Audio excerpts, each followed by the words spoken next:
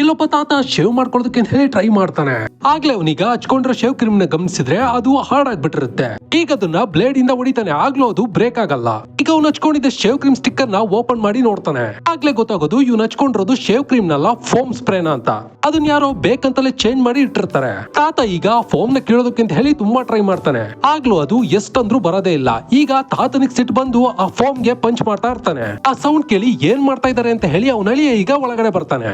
ಈಗ ತಾತನು ಕೂಡ ಯಾರು ಬಂದ್ರು ಅಂತ ಹೇಳಿ ಹಿಂದೆ ತಿರುಗ್ತಾನೆ. ಆಗ್ಲೇ ತಾತ ಕಟ್ಕೊಂಡಿದ್ದ ಟವಲ್ ಈಗ ಕೆಳಗಡೆ ಬಿದ್ಬಿಡುತ್ತೆ. ಈಗ ತಾತ ಇಲ್ಲಿ ನಡೆದಿದ್ದನ್ನ ಯಾರಿಗೂ ಹೇಳ್ಬೇಡ ಅಂತ ಹೇಳಿ ತನ್ನ ಅಳಿಯನಿಗೆ ಹೇಳ್ತಾನೆ. ತಾತ ಈಗ ರಾತ್ರಿ ಬೆಡ್ ನಲ್ಲಿ ಮಲಗಿರ್ಬೇಕಾದ್ರೆ ಬೆಡ್ ನಲ್ಲಿ ಏನೋ ಸೌಂಡ್ ಬರ್ತಾ ಇರುತ್ತೆ. ಈಗ ಬೆಡ್ ಶೀಟ್ ಓಪನ್ ಮಾಡಿ ನೋಡಿದ್ರೆ ಅದರಲ್ಲಿ ಆವಿರುತ್ತೆ. ತಾತನಿಗೀಗ ಭಯವಾಗಿ ವಿಂಡೋ ಇಂದ ಕೆಳಗಿಳಿಬೇಕಾದ್ರೆ ಜಾರಿ ಕೆಳಗಡೆ ಬಿದ್ಬಿಡ್ತಾನೆ.